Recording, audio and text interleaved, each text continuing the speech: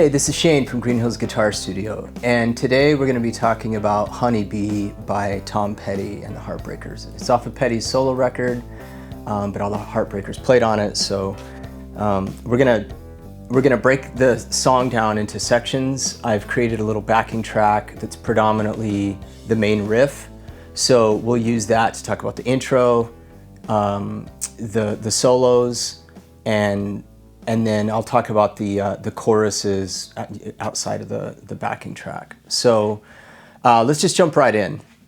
The riff that you hear on the recording on the left side, that's Tom Petty. And the way you want to play it is pretty wide open. You want to, hit the riff pretty hard, and it's the same riff in the verses, so that would be a good time to kind of come down, maybe palm mute a little, roll your volume knob down. But for the intro and the riff that happens in between the verses and throughout the song, when he isn't singing, it's pretty wide open, and under the solos too. So let's start with his first riff. He apparently used a 335 a lot in the studio, and I think during this time they were using, AC30s and typical Fender amps, I think a Deluxe and maybe a Bassman. So this is the riff that you'll hear on the left side, and it will go like this.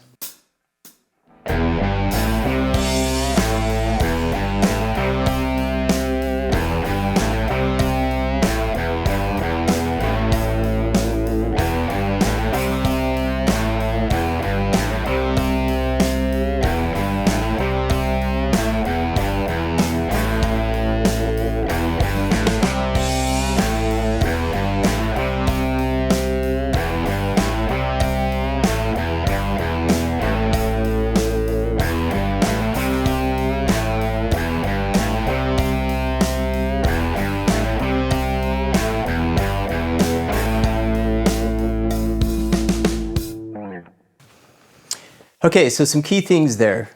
You can slide into that note. I think what he's doing is hammering, so, and a slight bend on that C to C. It doesn't go all the way up a half step, but he is pulling it sharp like you hear a lot in blues, so it's kind of that quarter step thing, and make it kind of a slow, grindy.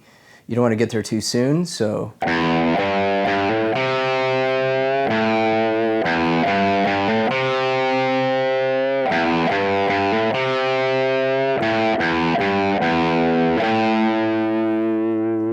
And then that happens throughout the whole song, in between the verses. Now, when he's singing, if you listen to the left side, it's pretty cool. You can hear that they tracked it live, because you can hear him kind of drop out.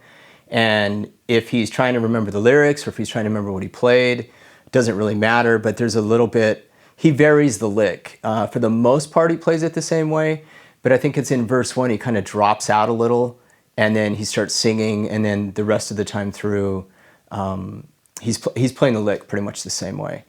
And what's cool about them tracking it live is you get those variations. It feels live, the band is playing with dynamics, so when he starts singing, he probably rolls down his knob a little, or he plays a little softer. He's muting a little bit because his voice needs to be above it. So you can hear the band come down, and that's an important thing to do when you're playing with the recording. Mimic what you hear, just don't bash all the time, because you wouldn't want to play that way live. So maybe when he's singing, think, coming out of the riff like this.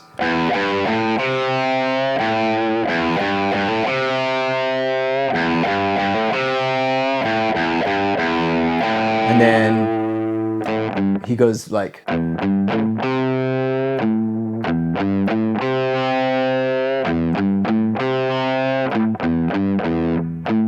So he's coming down, which makes a lot of sense because his vocal has to sit on top of that. So practice it that way, and be very conscious of that when you're playing with other people and playing live, because those kind of dynamics really make a tune come together. Okay, so when the chorus comes up, he's going to play A, C, D, F, and G. And you can play it with power chords, you can play it with bar chords, but you can hear on the recording where he hits this A, lets it ring, he hits the C, let it ring, and then he kind of starts driving more on the rest of the chords. And the second time through, he ends up high on this G chord. So it'll look and sound like this.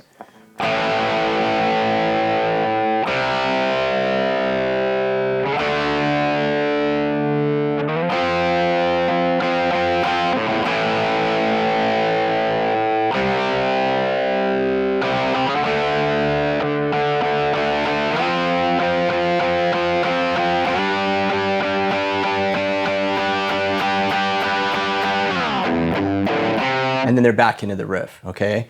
So notice how it seems really simple because he is just playing those power chords, but he's very aware of how he's building the part.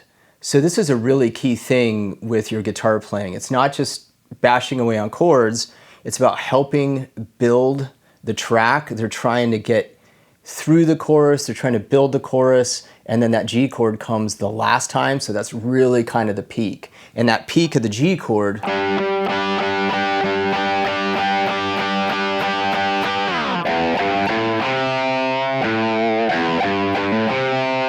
they're right back into that riff, slamming it pretty hard. Okay, so that's pretty much Petty's part throughout the song, except for the solo that he takes at the end. So we'll come back to that. Let's talk about the Mike Campbell parts right now. Okay, so we're going to use a different guitar for the Mike Campbell part. If you watch them live, you'll see versions where they're both playing like 335s. Sometimes Petty's playing a Tele.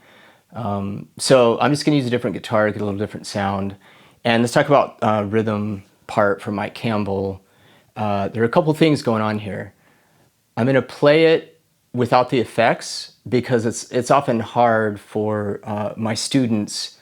The effects are pretty wild on the Campbell part. He's using an octave pedal, a chorus pedal, and a fuzz in the solos. And he uses the chorus pedal kind of throughout the song, especially on the back half of the chorus. So I'm going to play it without any of those effects, so you can just hear how his part works with Tom's part, and now Mike's on the right side, and then I'll play it with effects. I just kind of dialed it in quickly so you could hear how the octave pedal, the fuzz, and the chorus pedal changes his sound. And he was going for something really, really kind of rude and ugly. And the Heartbreakers, they have really great guitar tones on a lot of their stuff. And this track, you know, it has a very live feel. Petty's tone is kind of a little ratty and just like a small amp just turned up all the way. It's perfect for this kind of song. And Campbell just wanted this really kind of rude, kind of an ugly guitar sound, but it's a great tone. But I'm going to play it so you can hear how the two parts interact, and then we'll come back and I'll show you kind of what those effects sound like, what they do, and then I'll use those for the rhythm parts and the solos. So in the intro, Mike sits out the first time through while Petty grabs the riff. And then he comes in and he does this classic thing, which is really a great way to arrange guitar parts. If Petty's down here doing this pentatonic riff, Mike grabs the same thing, but an octave higher. So where Petty was kind of down here in this lower part of the pentatonic scale, Campbell's right in the middle of this A minor pentatonic right here. And he's going, again, there's that slight pull.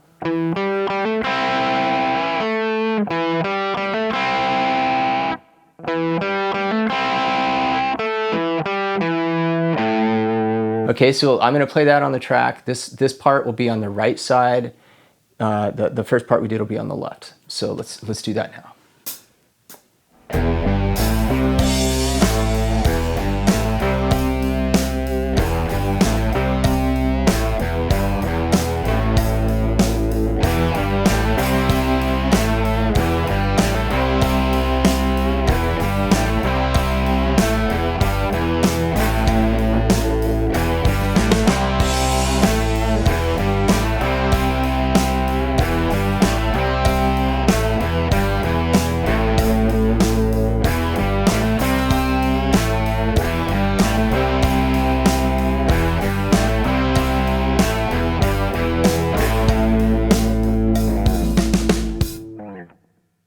Okay, so the Mike Campbell part in the intro, he's gonna let Petty have the riff one time, and then he's gonna come by and do that thing higher.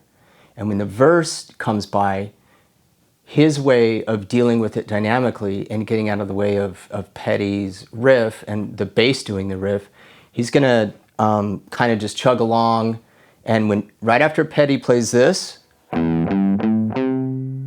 right there, Mike's gonna go, he's gonna hit a power chord. So if you listen to the recording, you hear the riff, Petty sing, there's a gap, and then that's when Mike, he just hits that one chord. It's really great. So he's not playing low and dark, he's playing this power chord.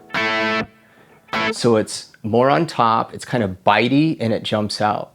So for guitar parts, if you're playing in a band or you're in the studio, that's exactly what you're looking for. Playing in a different register, playing in the holes where somebody else isn't playing, and you don't have to play a lot. It's really effective just to let the riff go by and do this.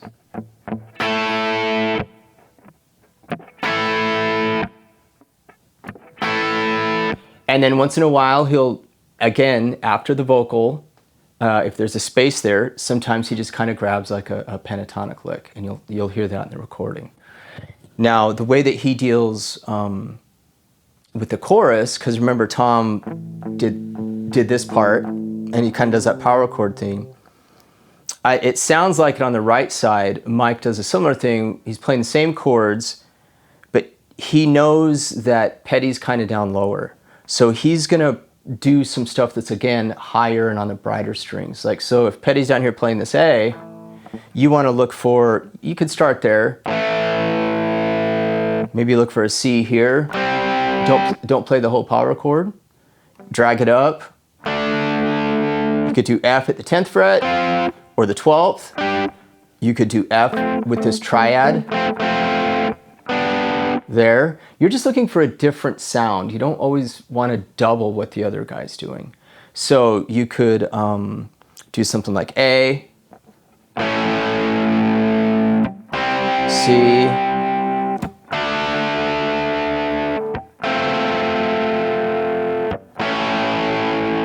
so back to this A or this A.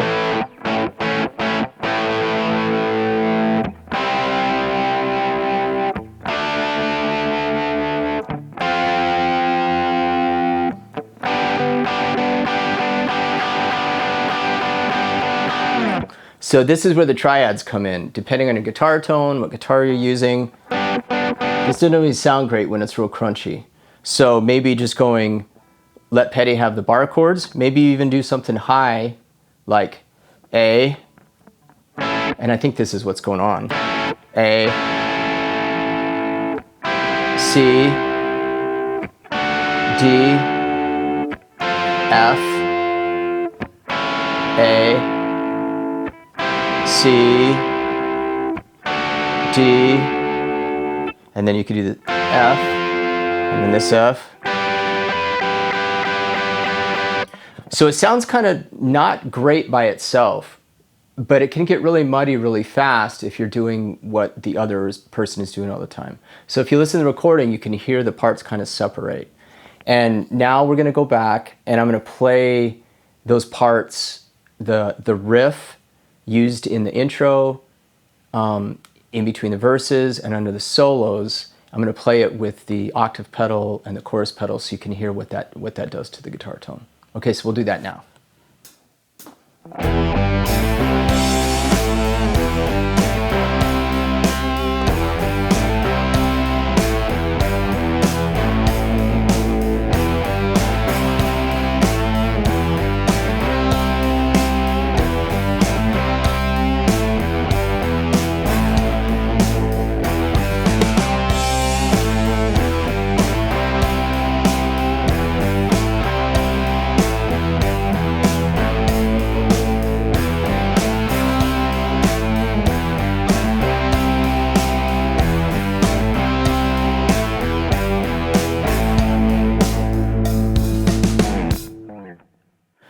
Okay, so as you can hear, that's a pretty gnarly sound. It's pretty obnoxious. He's got a fuzz pedal going.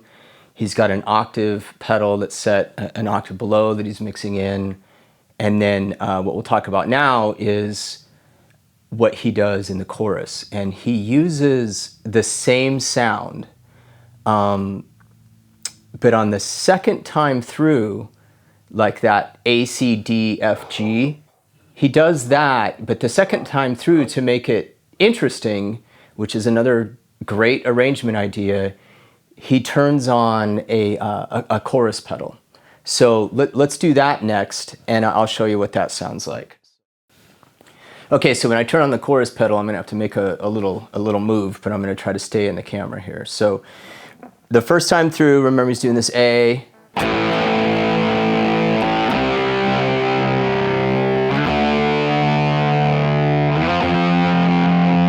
Right here on the next time through, this is where he's gonna turn on that pedal, and it's this kind of sound.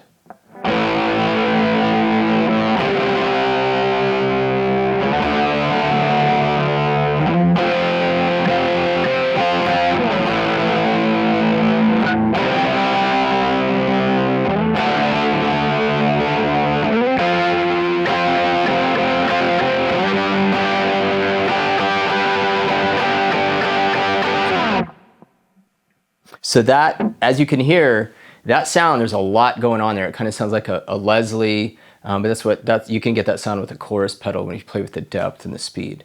So if you're playing with the recording and you hear that on the right side, that's what's going on. It's not a straight guitar tone, it's an octave pedal, it's really distorted, fuzzy, ugly, and then that chorus kicks in the back part. So now let's talk about let's get into the solos, and we'll demonstrate those with and without the effects. Okay, here we go.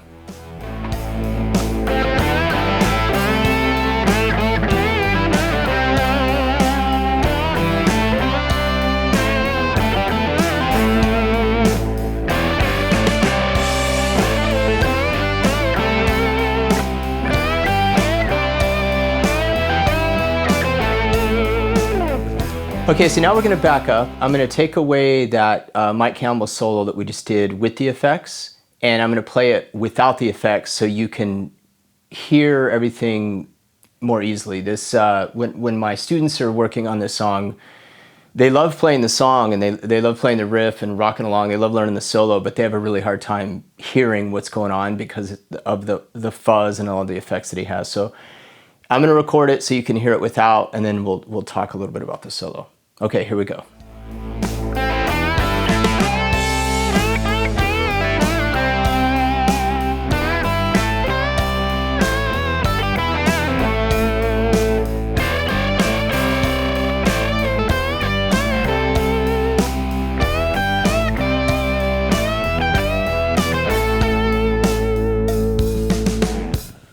Okay, now let's talk about this solo construction a little bit. What kind of breakdown we're doing, I'll show you some technique stuff that you can do that will, I think, make it easier. So I'm gonna get rid of, most of these overdrive effects and stuff and keep it pretty clean. So if you look at the PDF that comes, with the tab, I don't like to give a bunch of documents all the time, but I think it is important for people to see the scales they're going to be using, and so you can see I've written out all of the pentatonic scales for A minor at the top, and I've indicated where the root notes are in red, and then below it, I've kind of generated like kind of like a heat map of how he's going to use these pentatonic scales. So for the solo, he's going to start right out of that A minor pentatonic at the 5th fret, the one that all of us know, this guy. He does this cool little pickup into the downbeat, and Campbell loves Chuck Berry, and you can never go wrong with starting off with kind of a Chuck Berry thing. So just like the Hey Joe chorus that we talked about, the bending, clean pull-offs, vibrato on the top of a bend, dynamics, and just like kind of playing with gusto. I mean, it's a rock and roll song, so it shouldn't that's why they cut it live. They're trying to capture this energy. So let's kind of talk about this first phrase. He comes in, it's a pickup note where he starts right in the middle of this scale. So those notes, you can hit them down, down, up. So he gets that bend, and then, just like Hendrix does a lot, it's not kind of a like half down and then come back up. You want to make sure you get, and right here, bend, come down and pull off. That's tricky. So bend up, come down, get a hard pull off. So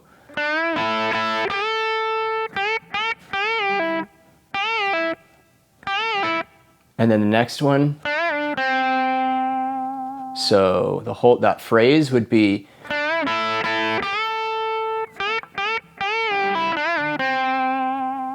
now, I thought of something when I was playing it. My students will have a difficult time after these bends getting off of them. So what I mean is, do the bend. See how I put my right hand down to mute the string? I do that without thinking, and you'll be able to do that too after a while, but I'll play this lick sideways, and I'll try to play it slower.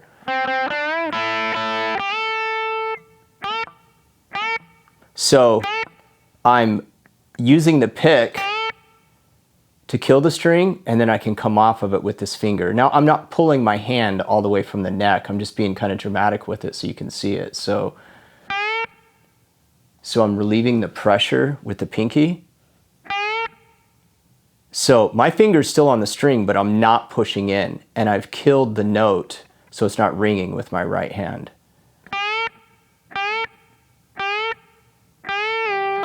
And then right there, I don't want to put the pick down because I need the string to ring. And by keeping my finger in contact with the string, I'm not going to miss the fret. I'm going to be able to get down and up with it pretty quickly. So from the front, I'll try to play and talk at the same time. So hit that pretty hard, get it up there.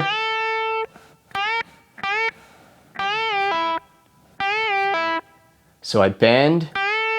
My first finger's not down.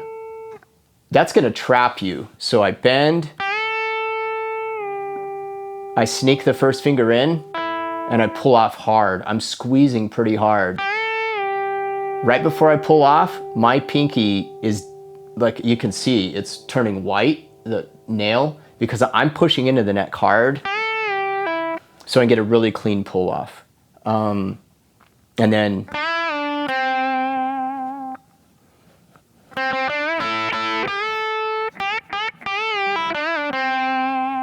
then he does that again. Same thing, lean into that bend, you gotta get it in tune. Come down on an 8, that C note. Here's the same issue, but on the 3rd string. Bend up, come down, get your first finger in there. So you can see my first finger's not in there. I sneak it in right before the pull off. So just like the Hey Joe solo, there's a lot of stuff that you could do in here to improve your playing by breaking the solo down into licks and phrases and treating them as picking exercises. So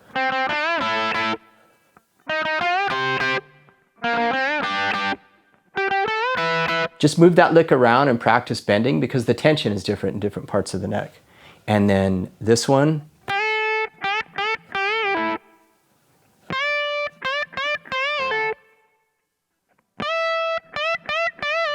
You saw that lick in It's Good to Be King and Hey Joe, the solo. So you're gonna see these techniques pop up a lot. So these are good things you can do to clean up your playing and be more consistent instead of just doing picking exercises. So notice too The reason guitar players love this scale, it's pretty symmetrical under your fingers. It's the first one we learn, but you've got these cool bends, these really important bends on the third string, second, first. And that's what Mike Campbell's utilizing here. So he's using that first scale.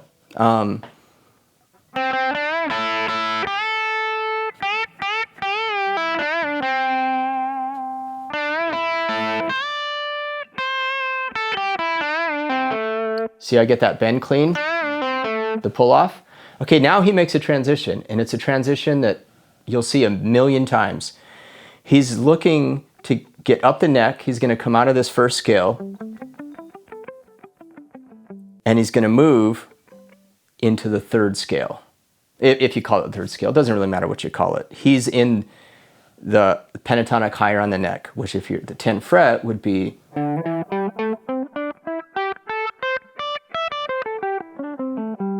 Now, what he does is again, kind of a real Hendrix thing, this grindy 10 and 13. So he's got a C note bending into a D note. So you get this, right?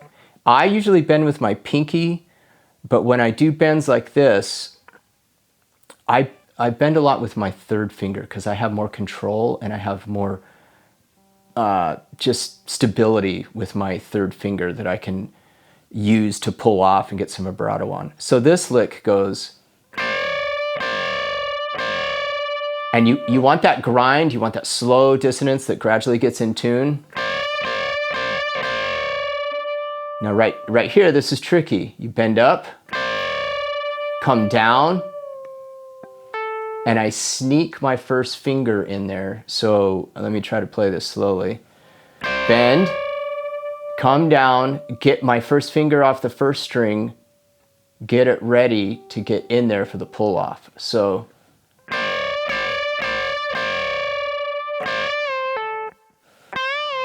that's probably the one that gives people the hardest time, is getting off of that bend. You're gonna either try to hold on to that 10 too long, you're gonna try to bar it. The best thing to do, get your little grindy bends. Get your grindy bend, let it come down, get the first finger out, pull off, and then that's the end of that phrase. So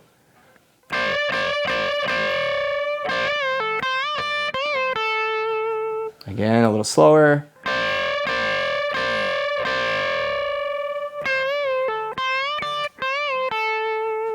And you really want that grind. Those bends shouldn't be pretty. You shouldn't get to the pitch too soon. And hit them hard. Make them kind of really get kind of ugly and rude. Okay, now he's going to make another transition. So we've talked about our first scale, right? He's into this next scale up here at the 10th fret, right? Now he moves up to the scale after that. And I think he bends with his second and uses his third. I use my third and my fourth, so bend with your third. I sneak my pinky in there to get that E note on the top. So we're bending from a D to an E, hitting an E,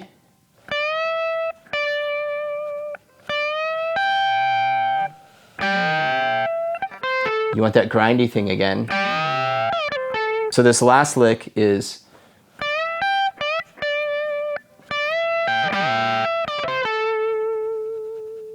all right, and if you practice those pieces together, individually, and then put them together, you'll learn the solo, I think, better, and you'll be more consistent instead of just trying to blow through the whole solo. And then what I suggest you do is you take these ideas and move them around. So take that first lick that we did in A, move it to C.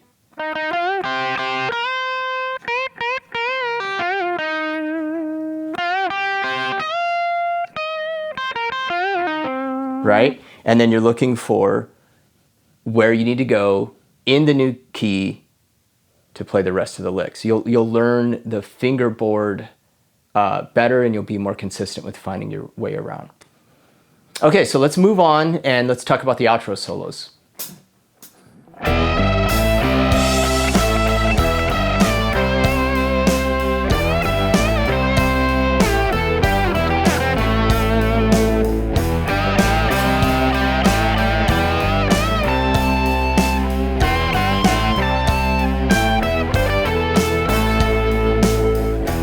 Okay, now what I'm going to do is I'm going to play that exact solo, but I'm going to take off all the effects, the chorus and the octave pedal and the fuzz.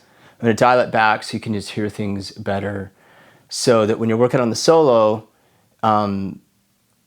you're not doing so much guesswork, and then you can learn it and jump in with the recording, the original recording, and mimic what you hear there. Okay, so let's give it a go.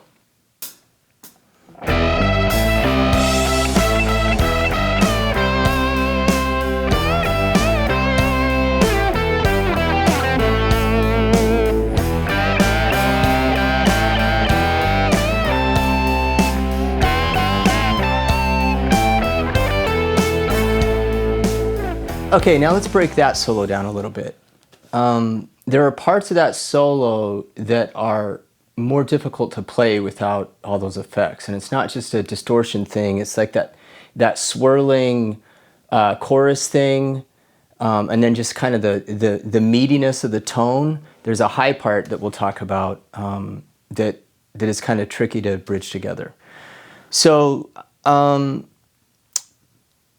let's just jump right in with where he starts. Remember, we've been talking about, if you look at those pentatonic diagrams, you can see all the scales, you can see the root note. If you go to the root note that's on the 5th string at the 12th fret, okay?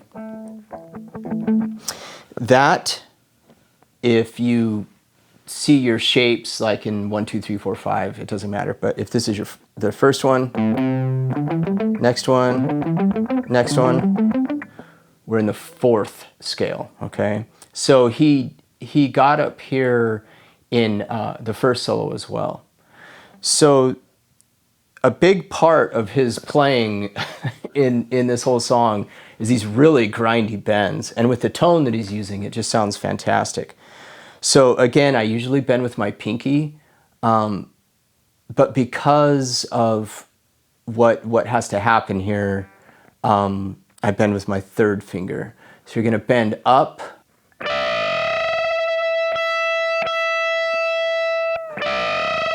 now here you want separation. So he gets that really clean articulation, and he's letting his finger fall. He's letting the pitch kind of separate and get more distorted again, more grindy as it's falling. So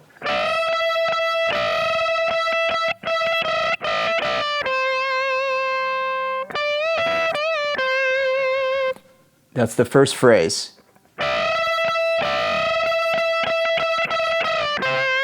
Okay, now I don't want just the top string by itself. I want more of that falling pitch. So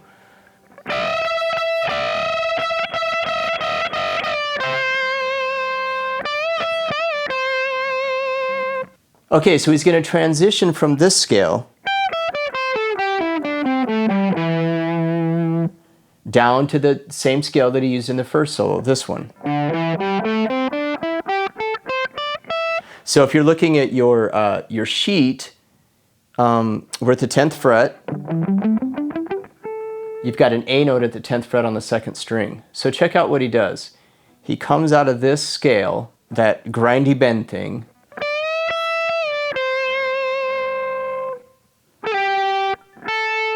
he's targeting an A note. And then he moves down.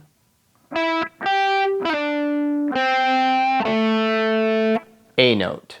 So A note to a G, A, G. This is kind of your 2nd scale leading into your 1st. So when I play this, right here, I've always want so badly to use my second finger and do this.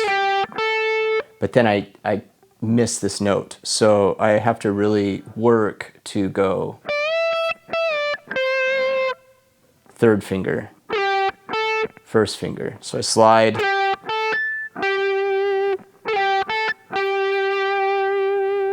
And then I transition, second, first, second, 1, 3. Or 3, 2, 3, 1, 3.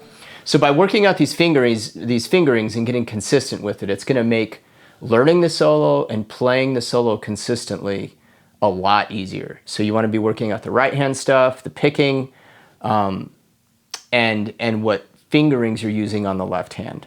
So let's put those two phrases together here. So we have this.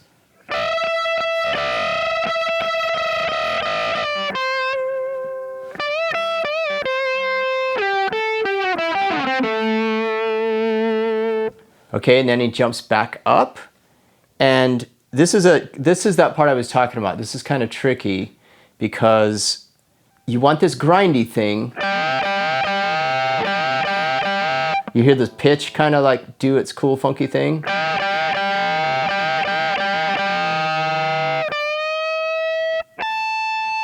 So that's the part I'm talking about. With all that swirling chorus effect and the fuzz and the octave thing that's going on, it's kind of easier to bridge that together. But when you're up this high, it's pretty this note really jumps out.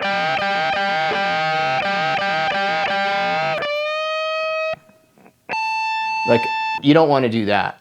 And so I wanted to be really aware that when I came off of this,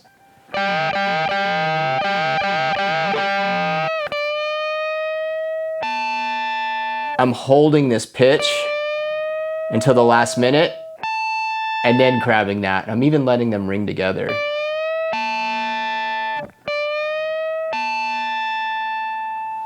Okay, and then he's seeing this first pentatonic scale up here. Now he does this really cool bluesy thing. He brings in this F sharp note, which isn't in your pentatonic scale, but it's a note that's commonly added. It's kind of like that B.B. King where you grab the sixth. So it's a different color. So you're grabbing this F sharp and a C note. So that's an interesting, that kind of sound. And then you just bend it a little.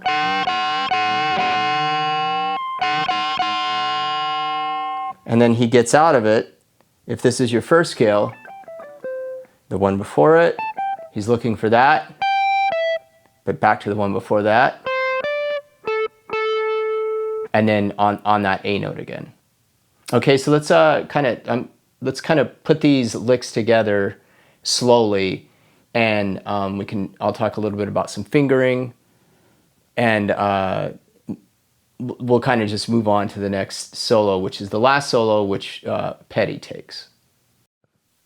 Okay, so let's kind of put these phrases together slowly, and we'll kind of walk through them. So we've got this first phrase. I'm bending, hitting the top string, bending again, hitting both strings. Letting it fall, so.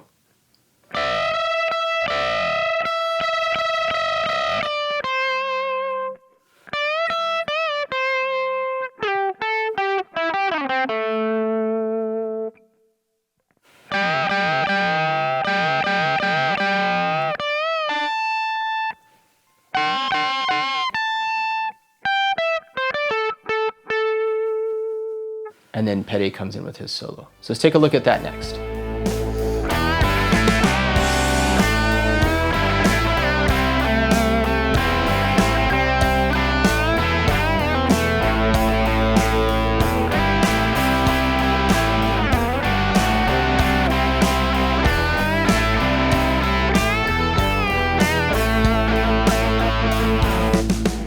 Okay, so let's talk about Petty's solo.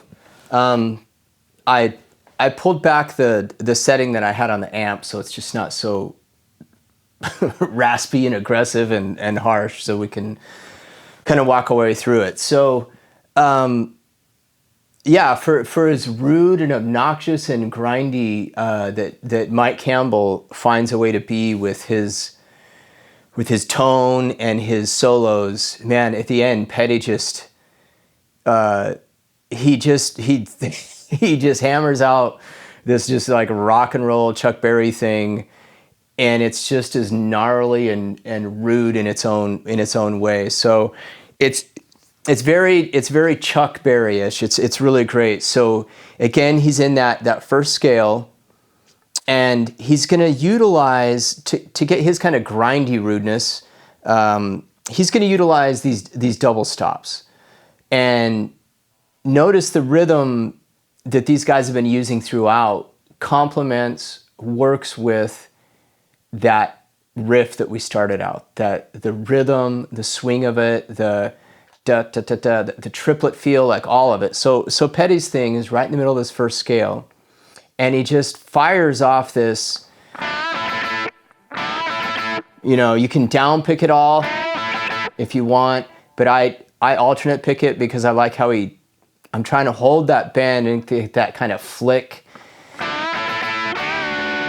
And that's a lot of people will do their third finger, like Clapton will do that a lot, just kind of bend up and then come down. Man, I just don't have as much control with it for whatever reason. It's easier for me to use fingers 3 and 4. You might want to try 2 and 3. It's just a quick, so coming off that, and then he comes, it's just a quarter bend. He wants that grind, he wants that ugliness, and then he does that bend again.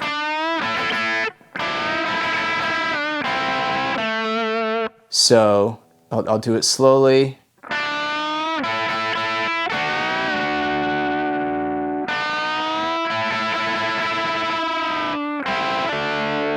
So he's kind of doing what Campbell did, where the note falls, the pitch falls as he's coming down.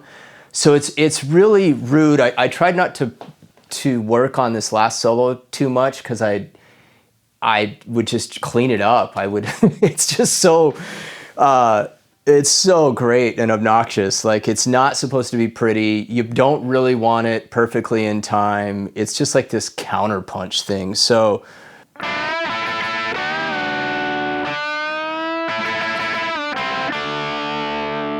how he comes out, he does that bend, he holds it, and he hits the top 2 strings. And then he hits this third string again, and that's it falls. So he's doing that kind of bend thing, just like Campbell was. Like, it's that E and C, where here it's the G and the C, just pull them a little out of tune.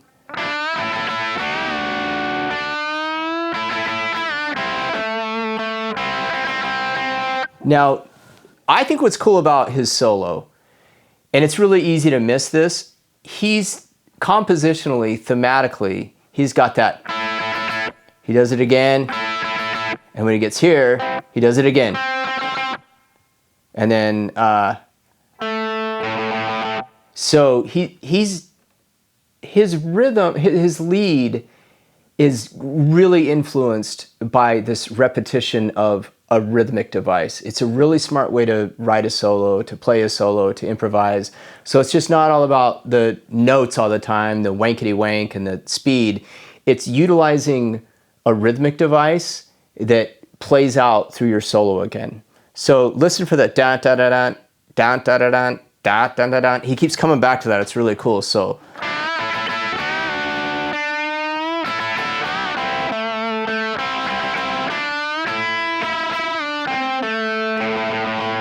okay, and you could hit those 0s and 7s. When I was transcribing it, like sometimes he's hitting both, sometimes he's not. It's pretty loose, man. So just go for it. It's more about the energy behind it than getting it like really clean. It doesn't have to be the same every time. So the next thing, he moves away from this thing, that scale, And he's going to get into this second scale. So if you look at your PDF, there's that A note on the 10th fret that Mike Campbell was using. There's an A note out of the first scale, and the transition is really common to go from the first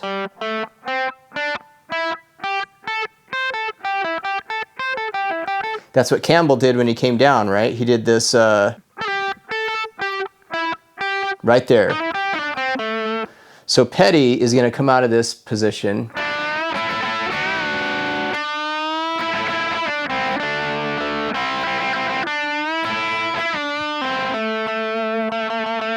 He's going to make his move. Again, notice it's double stops. It's not one note at a time. That would be too pretty. He's going to grind away. There's that F sharp thing again that we talked about at the Mike Campbell when he gets up here and goes. Bring in that F sharp. That the double stops doing this. It's a really great sound. It's a pretty common thing to do. And Petty just chooses to, man, he just keeps it really ugly. And notice how he's sliding into things. It's like, you know, how John Lennon would play solos, and it was very influenced by Chuck as well. So,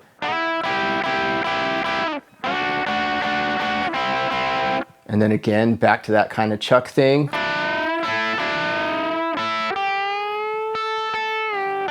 And he kind of puts that crazy bend at the end, and then again just hammers that rhythm.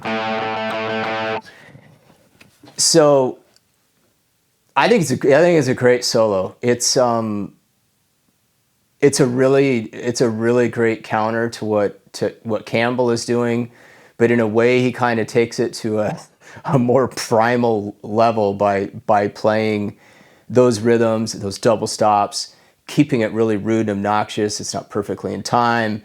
It's like he's just kind of one take and done. The whole track feels that way to me.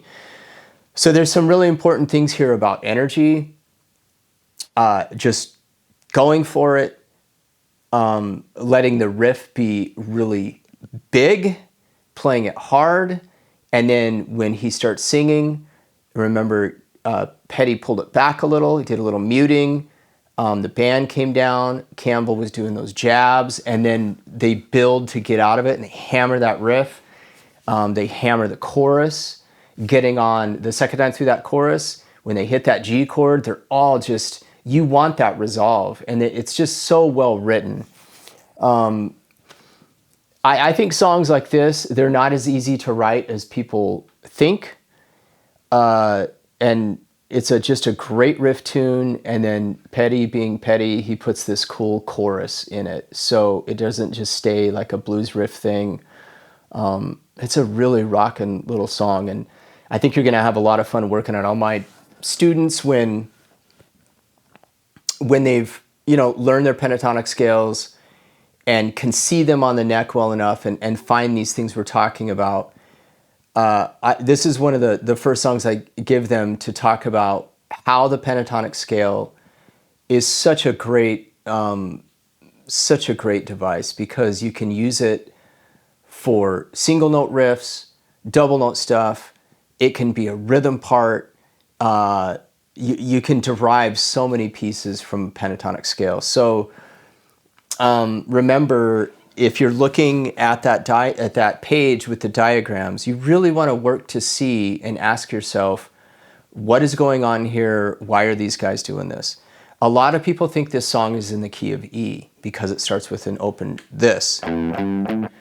It's not in E, it's in A. And if people pause and think about what they're trying to find those notes, it makes more sense. So I encourage you to play through the scales, all five of them. You want to be familiar with the neck and be able to see the scales, but you don't want to get lost in them, because if you look at how I wrote this out, that kind of heat pattern, heat map for the notes that are used in the song, it's this.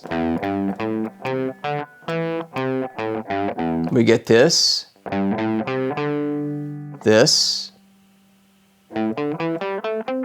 the transition. So this is the thing that everyone talks about, oh, the secret, the hack. You got to stop looking for secrets. There's no secret. You practice and you do stuff like this. You learn songs, you break them down, you try to understand them, you try to relate them to something you know. There is no secret, but there is learning the neck and making sense of these pieces. So if this is your first scale, the one before it is here, and then here.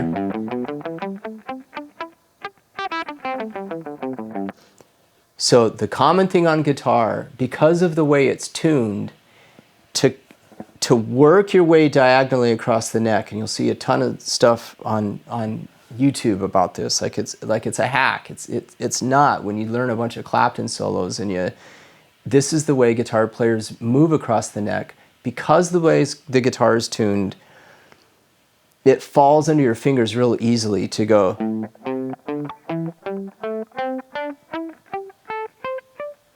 The fingers 1 and 3. And the other great thing is, like I said, you have all these wonderful bends.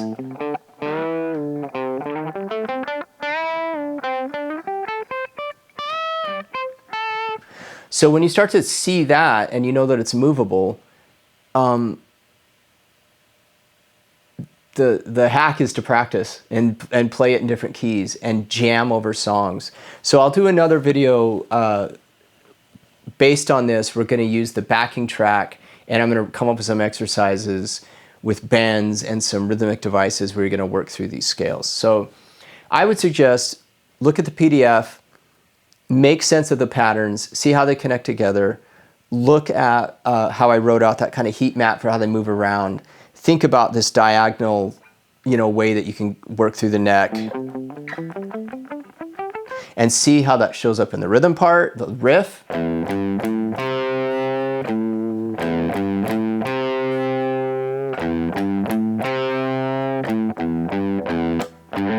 It's all right there. Mike's higher part.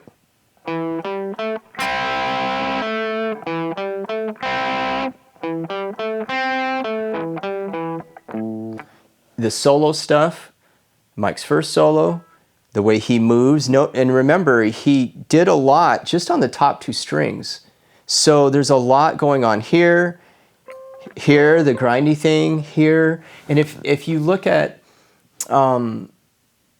breakdown, we're going to talk about that one next. It's the same thing, man. You can play some great solos on just 2 strings. But it is about mapping out the neck, knowing how to find those notes, and so you're not stumbling around. So don't feel bad about using pentatonic scales. Don't feel bad about keeping it simple. It is not easy to write songs like this. Rock and roll guitar it's not easy. It has to come with an attitude and an energy, and you definitely hear it in this track from beginning to end. So I hope you have fun with this video and learning these solos and exploring the neck more and seeing the pentatonic scale in a new way, and seeing also that there's a lot more going on in songs that you may think are fairly simple, compositionally, performance-wise, dynamically. So just have fun with it, and tune into the website. Please sign up for our newsletter. We have a really great newsletter that comes out once a week. The other instructors are contributing a lot of great content. And to get any of these backing tracks and the PDFs that I've been talking about, just go to the website and check out the All Access Pass. You get access to the entire library for $10 a month. And a lot more courses and content is coming. So have fun, and I'll see you next time.